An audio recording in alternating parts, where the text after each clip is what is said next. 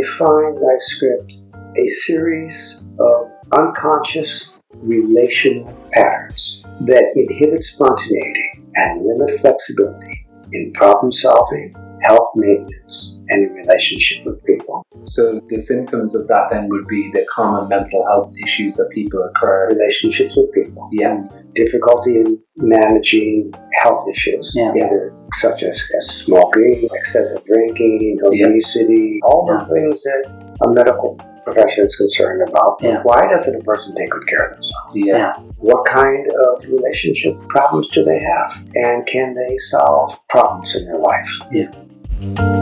This is Three People in Your Head, a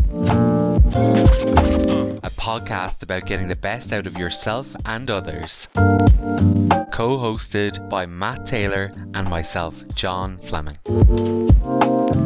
In this episode, we speak with Rичард Эрскин.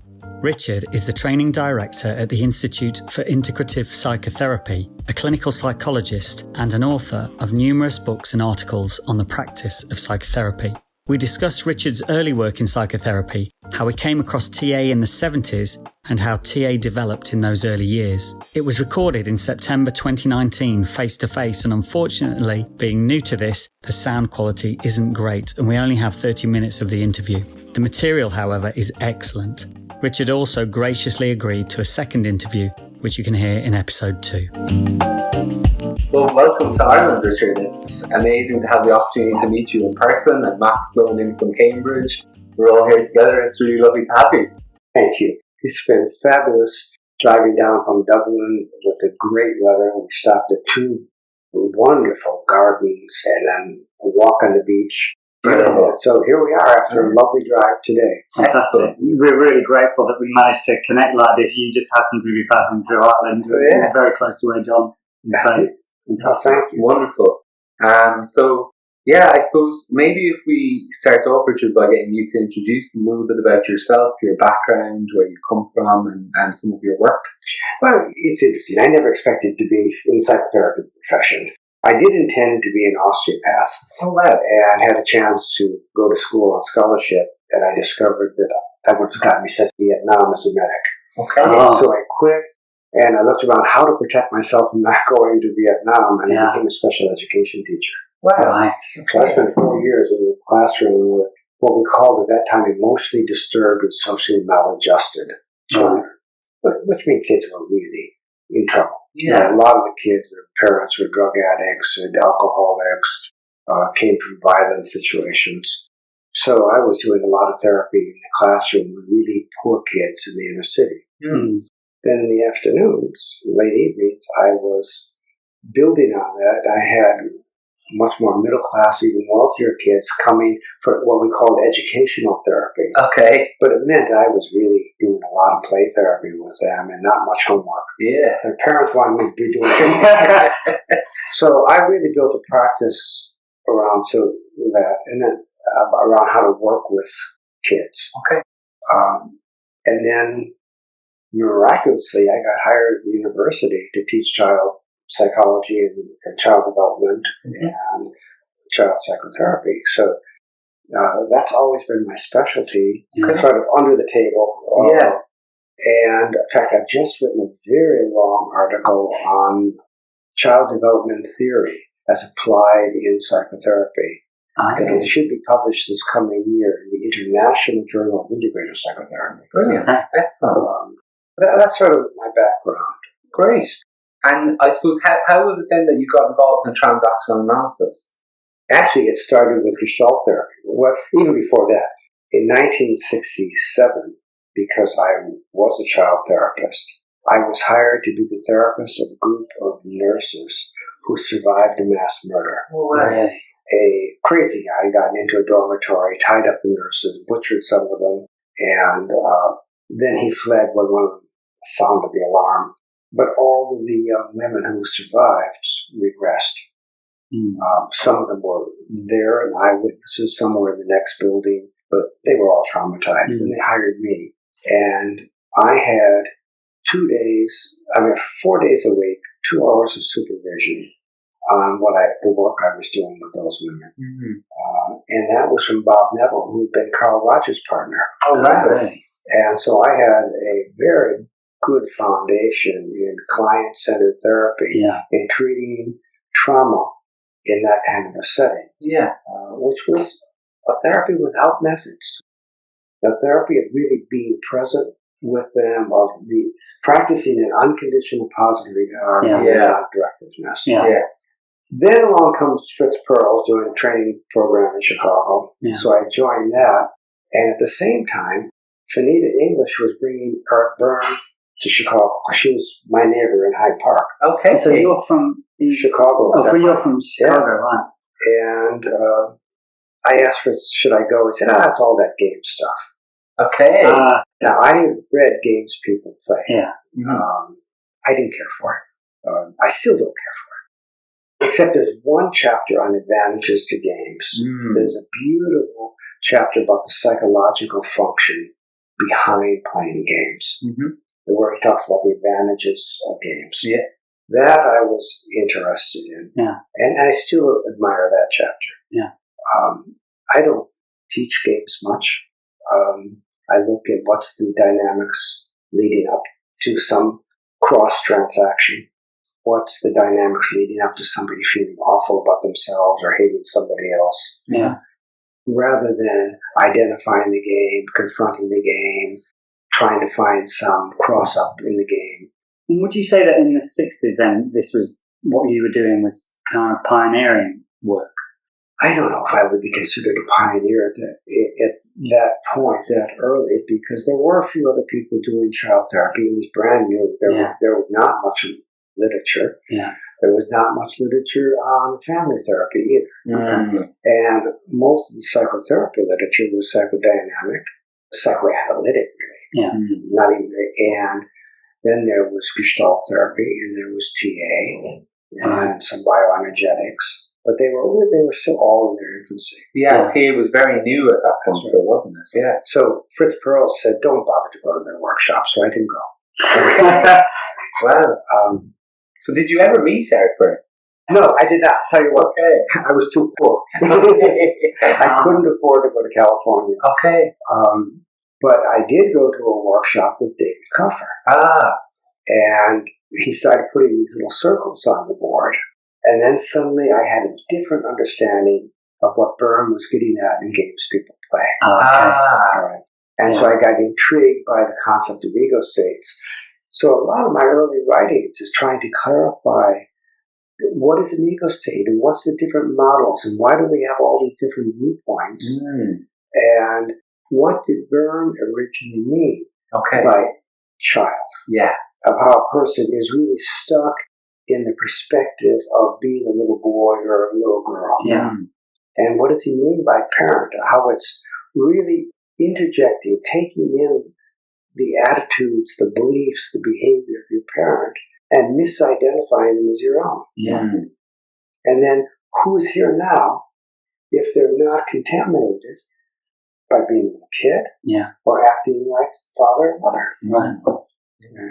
So that got me intrigued. And then after those workshops with David Cuffer, who has shared the office with Art Byrne, he was the first president of ITAA. Interesting. And so he was my original sponsor for my clinical training. Very good. Then he died, and Hedges Capers took over. And Hedges was bringing to each of our training groups the manuscript of what became What Do You Say After You Say Hello? So we started working from that book and the workshops we did with the experiential exercises.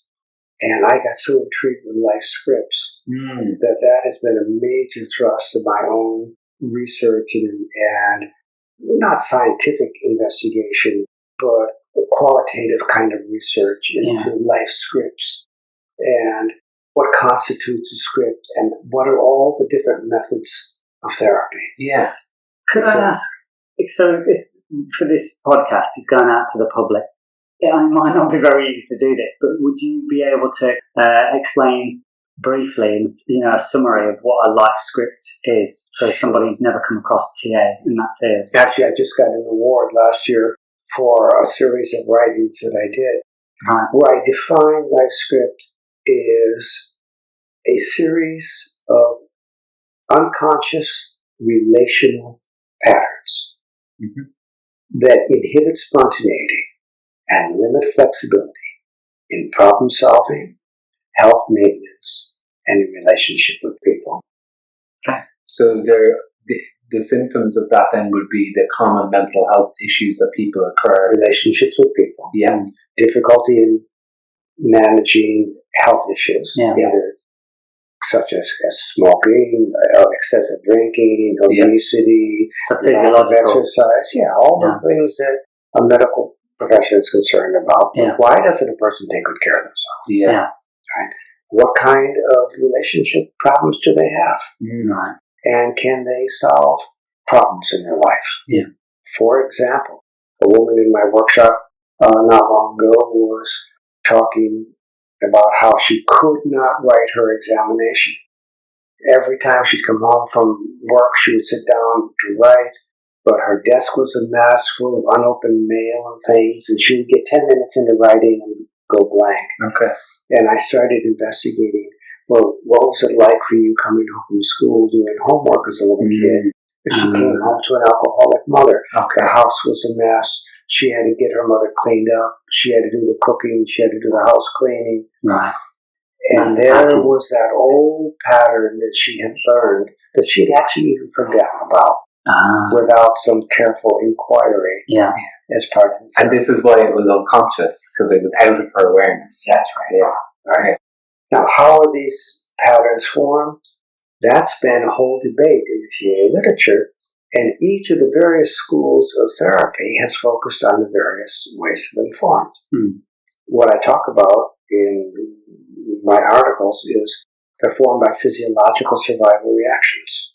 These are when there is ruptures in relationship that happen very early in life before there is language. Now, the kid may have some words, but before they have conceptual language, where they really understand things. So is that particular age? 0 to 6. Okay. Would you think that it's pre-birth as well, stuff that happens while the baby's in the womb? Can be. Certainly traumatized mother, it's going to cross the placenta. Yeah. I'm pretty sure of that. We don't have any really good scientific evidence for that, but we have a lot of anecdotal evidence. Yes. So that when that child is under stress, the body tightens up. So the script is in the body. Then you have that other period of time where the child has some words, some vocabulary, but they don't have concept. They don't understand family dynamics. Mom and dad are fighting, and the kid says, oh, it must be my fault. Or if I'm really good, then daddy won't be drinking. Or if I'm really helpful, mama won't be depressed. So it's not like they made a decision, but they came to a conclusion. Right. Like one of my clients, she kept saying about, oh, I'm of no value. And I finally said, well, when did you decide that? Yeah. And she looked at me and laughed. I didn't decide that. In my family, girls are of no value. I'm kid number 5. I had 4 other brothers. My father worshipped them. I came along. My only job was to help mama. Wow. I was of no value. I never decided that. That's normal. That's how it is. Yeah. Right? So when you have these unconscious relational patterns that occur as implicit memory rather than explicit memory, then you need a different kind of approach to psychotherapy. Then you get to the events that happen that you might remember from age 10 or 12 or maybe even as young as 8, where something happened and you made a decision. I'm never going to do that again. Like, I won't trust people again. Or I won't take a risk again. Or I give up on school. And those are explicit decisions. That's another kind of therapy. Right. And then we have script that's introjection, like parenting, let's say. Can you explain introjection? It's an unconscious, defensive identification. Or maybe better say, an unconscious, self-protective identification with thoughts, feelings, behaviors of a significant other that occurs in the absence of full relational contact. Okay. So when that kid doesn't have a full relational contact, where their relational needs are not being met, You have a vacuum. Yeah. Okay. So that's the sucking sound of that kid taking in the attitude or the behavior of their parents. Right. Yeah. And that forms another kind of script. Right. So now if you look at the TA literature, you've got different ways of working. Mm-hmm. You've got explicit memory. Yeah. Ideal for redecision therapy. Right. Maybe using an empty chair. Yeah. And putting whoever the other person is on the other chair, talking to them, coming to the emotional expression, realizing what decision they made, and changing, making a new decision. Okay. Right?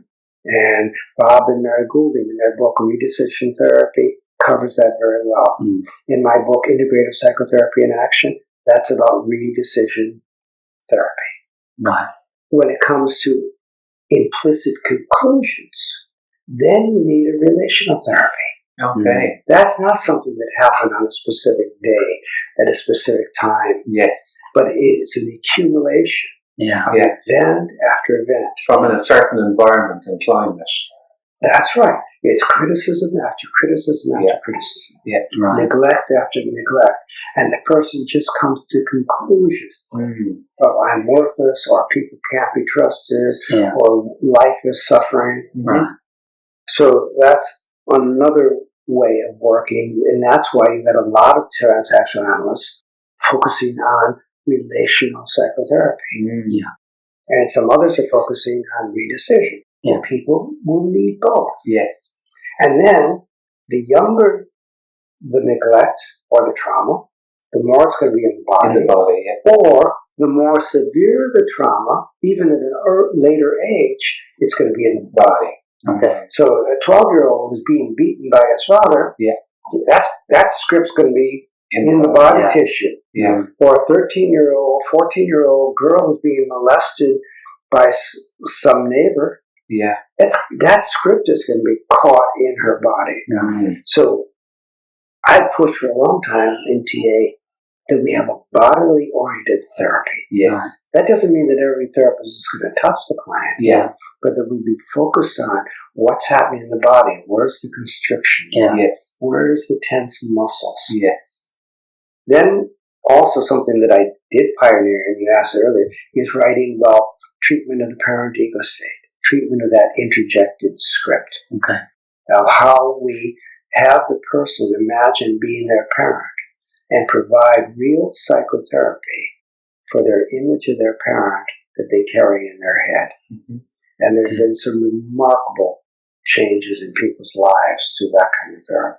Yeah. So we're talking about several different types of transactional analysis when applied in psychotherapy. Yeah. Okay. And is that unique, Richard, from your experience in comparison to maybe other modalities? Because I'm thinking about CBT has become kind of the National Health Service model now in many countries in Europe as the answer to all problems. And it's definitely our experience that doesn't work for everybody. CBT is marvelous if used in very careful measures and if bracketed by a caring therapeutic relationship. Yeah. But a cognitive and behavioral therapy alone often gets immediate superficial results, but it pushes the problem often underground. Okay.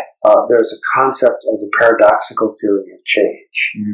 And that is the more the psychotherapist pushes for change, the more likely you're going to get an unconscious homeostatic reaction to stay the same. Okay, right. Unconscious. Very interesting. But the person is driven to stay stable. Right? Yeah. So now, do I use behavioral methods? Yes. But I'm looking at them, and when I'm teaching, I use a diamond shape. Yeah. I teach about working emotionally, what I call the ABCs of psychotherapy. Affect, to deal with what are you feeling? How do you experience it? What's going on emotionally? And then cognitively, what is the person believing? How do they make sense of it? And what do they believe about themselves? What do they believe about others? And the quality of life. And then when they're believing those beliefs, what is their behavior? And when they're doing that behavior, feeling that affect, what's happening in their body? So when I'm doing psychotherapy, I'm looking at affect, cognition, behavior, physiology, but always within the current relationship. What's happening between me and that person, and then also what's happening between that person and the other significant relationships in their life. So, yes, I think it's marvelous. Is it vastly overrated? I certainly think so. What's missing is I'd love to teach cognitive behavior therapists how to work emotionally and with the body. Then I think we'd have a much more complete psychotherapy. Now, transactional analysis does do that. Yes. Integrative psychotherapy in the hands of some people does that. Yeah. Some people, they use the term integrative, mean mix a little bit of every techniques. Yes. I'm not talking about that. I'm talking about working within that diamond of cognition, behavior, affect, physiology, surrounded by the concept of relationship. Okay. And Richard, can you understand the history of why it was that transactional analysis got to that point of being so all-encompassing? Because it seems like what happened, at least from my basic understanding, looking from the outside, is that people started to pull in other disciplines and other modalities and kind of said, let's get all the best bits together. Do you feel like that's what happened with TA? Certainly that's not a wrong interpretation. Okay. It might be a little simplistic. Yeah. I think I was fortunate to have an older set of colleagues, because I was always the young one. Okay. I was going to ask, because when you talk about when you were working at university in the 60s, I thought, hang on, I mean, I don't want to ask how old you are, but you don't look old enough. No, I'm 78. Okay. Right. But I was started as a university professor in 1967. Oh, wow. Yeah. I'm very fortunate at the time. But Eric Byrne was still very psychoanalytic. Yes. In his approach. Yeah. He didn't like psychoanalysis any longer after sort of never getting himself certified. Yeah. He developed some wonderful ideas. I mean, his attempt to deal with games, it never really spoke to me, but his idea of ego states, and particularly working with the wounded child. Right. The second half of transactional analysis and psychotherapy, I think, is just a gem in this world. So that's how he was working. Yeah. His writings in TA and psychotherapy were about his work with borderline women, which is why he emphasized there doing social control, because 2 mornings a week he had groups of borderline women in the hospital, and they were all in one group. Yeah. So he was always working on their developing social control, not regressing. Okay. But when he saw them in individual therapy, he did much more regressive and affective work like a psychoanalyst. Okay. At that same time, there were some of us who were training in Gestalt therapy, such as Finnead English, Bob Goulding, myself. And we started bringing in some of the Gestalt methods because they were useful along with the TA concepts. Yeah. Particularly the concept of parent, adult, and child. Yeah. So in those days, I was working in conjunction with a psychiatrist called Edgar Spuntz, and he hired me to teach him Gestalt therapy, and he was trying to sneak in the TA, and we started using empty chair. And he had the idea, oh, well, if you got a child chair here, put an adult chair here. So at first we had then 2 chairs. Then we brought in a third, parent, adult, and child. Yeah. And sometimes we had critical parent, nurturing parent, adult, adaptive child, natural child, rebellious child. Wow. And he wrote an article called The Multiple Chair Technique. So there's one of the first real integrations of Gestalt And TA. and TA. Yeah. Bob Goulding, I think, was influenced by a guy named Harold Bernard, Okay. who wrote a book called Direct Decision Therapy. Harold Bernard, although he was Jewish, had listened to the evangelist Billy Graham. You know who I mean? Yeah, Billy Graham? I saw him once. And Billy Graham would ask people to come up and make a direct decision to accept Christ in their life. Yeah. And Harold Bernard said, If Billy Graham can direct people to change their life, I can do it. That's true. And he did a course with the American Academy of Psychotherapists that Bob Goulding attended, and Bob picked it up and refined it from there. Okay. Fascinating. Yeah. So he brought that approach into TA. Yeah. Okay. So now you have the classical, redecision, integrative. Well, you've got two different kinds of classical. You've got a classical in San Francisco seminar, yeah, and one in Carmel. Okay. In Carmel, it was much more psychoanalytic. Okay. In terms of its style, yeah, and understanding and relationship with clients. Whereas in San Francisco, it was more behavioral. Byrne once said he had a bunch of young Turks, he called it, meaning young rebels who had been to university, learned behavioral therapy. This is before we called it CBT. Okay. They called it behavioral therapy. They learned behavioral therapy, such as Claude Steiner. Had his PhD from the University of Michigan in behavioral therapy. And he influenced Byrne and some of the young people there, whereas Carmel, you had a much older seminar. Okay. So you got two different groups vying for influence in the association. And this association is the ITA. I'm talking about the early days. Up until about 1973, 74. Right. Then you had people like Jackie Schiff. Yeah. Jackie Schiff was a sociologist, is that right? No, she was a social worker. And she was interested in child development and traumas of childhood. But she did a lot of encouragement for people to look at things from a developmental perspective. Yes. And that's where kind of more the development theory began to come into TA then, was it? Probably. Not just from her, but there are people like Pamela Vien, and I've always been bringing in concepts from her child development by doing workshops. And then you have people like Jeannie Clark who brought it in from an educational perspective. But these are the days before 1976 or so. Everybody in the association who was an active member was a psychotherapist. And they were all psychologists or psychiatrists. Yeah. And maybe some people like Jackie Schiff who were social workers. Yeah. And then there was a lot of pressure on expanding TA so that people in education could get trained and certified, and people in the business world could get trained and certified. Where did that pressure come from? It's a real interesting melting pot, this history. People from all backgrounds. Actually came from a guy named Aaron Schiff, who was one of Jackie Schiff's kids, and it came from Lori Weiss. Okay. And they both worked in education. Right. Neither of them were psychologists. And at that time, you had to be a psychologist or psychiatrist. Okay. And they put a lot of pressure on the board of trustees. I remember them having a protest meeting. And finally, they were made special members. Okay. All right. Which in the beginning they seemed satisfied with. A few years later, people came back and said, no, this is demeaning. We're special members. This is like being handicapped in a negative sort of way. So then they got certification in education and in organizational consulting. So right from the early days then, the educational and the organizational was a part of... After the first 10 years.